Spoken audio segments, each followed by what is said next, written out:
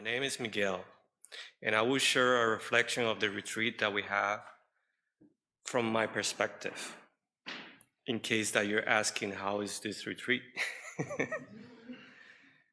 If your life is out of balance and your heart is open to change and grow, this retreat is for you.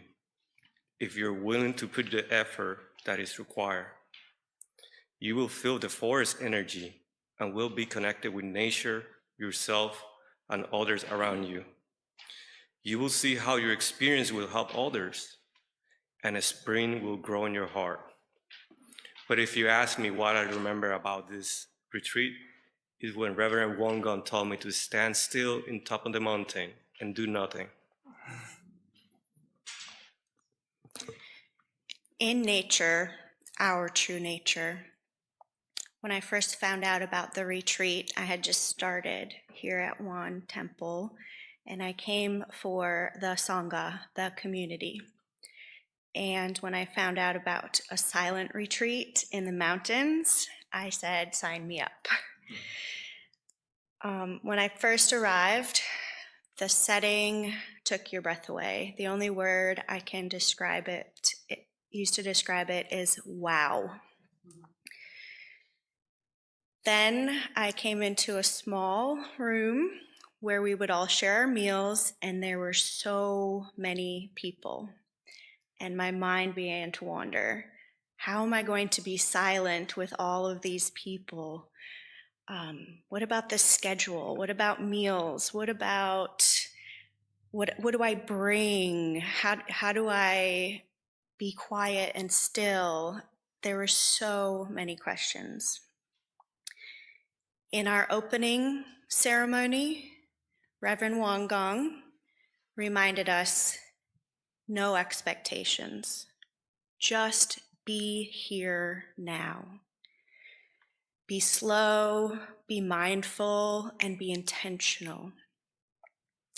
While I was there, I learned new meditation tools, received profound understanding, awareness. I began to critically analyze my thoughts and root out some of the ego in me. I studied Won Buddhism principles, and I found out that I have a Buddha in me.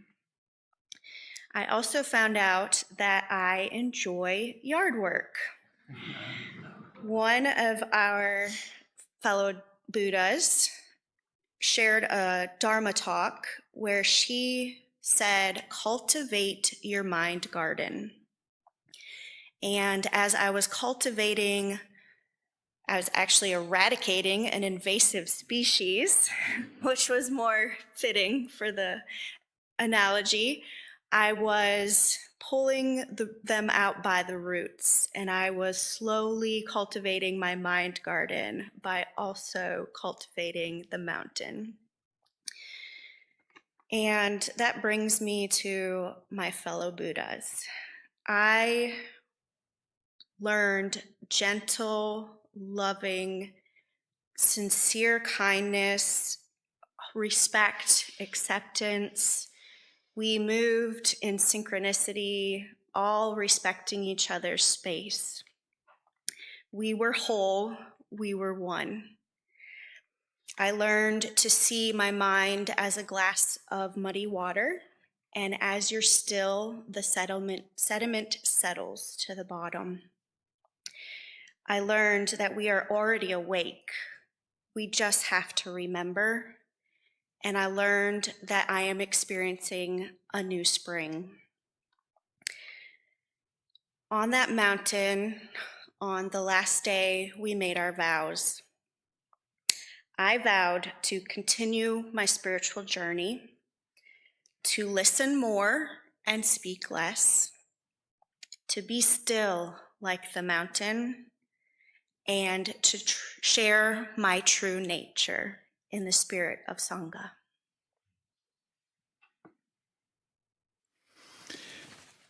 A week-long silent retreat, seeking oneness, but holding dualities. The road of the mountain was arduous and foreboding, but the hollow in which the lodge and Dharma hall are nestled was gentle and receptive.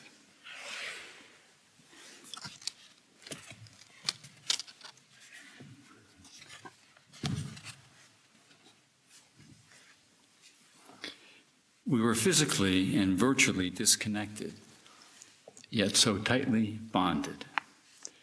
The week was delightful and difficult. I got so much, I wanted more.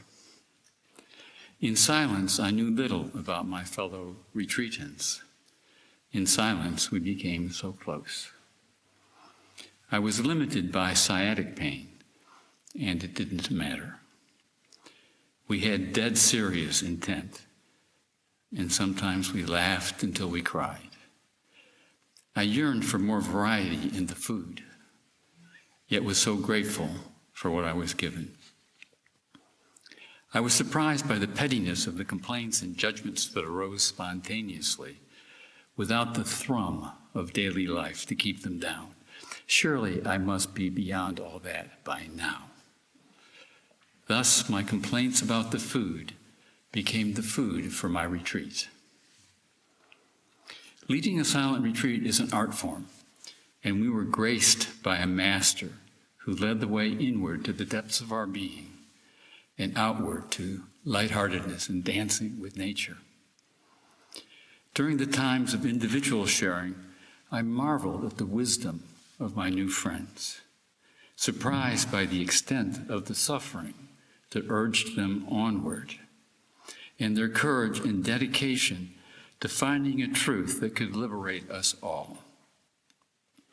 I was able to appreciate that through the gathered pool of their dedication and my dedication, held in the space that Reverend WonGong created for us, we could access wisdom ordinarily unavailable.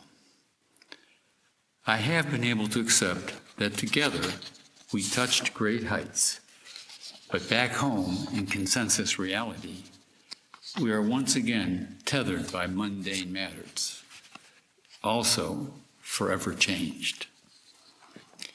Reverend WonGong and I grove together, an enchanting experience for me. On the 5-hour drive home, she had already moved on to other projects. Texting and calling, snacking and sleeping, laughing and snacking, singing and snacking, and popping snacks into my mouth so I would keep my eyes on the road. All the while blithely unaware of what she had just wrought for 30 sentient beings. During our drive, there was the occasional Dharma lesson. WonGong showing me that practice opportunities can be found in daily life. One was when we stopped for gas. I was inside getting coffee for myself when Reverend WonGong came in and asked if I would buy her an ice cream. So I smiled and nodded. At checkout, she asked if I would buy 2. This confused me. I told her that I made it a rule never to eat ice cream before noon, so I would just have coffee. She said, "They're both for me."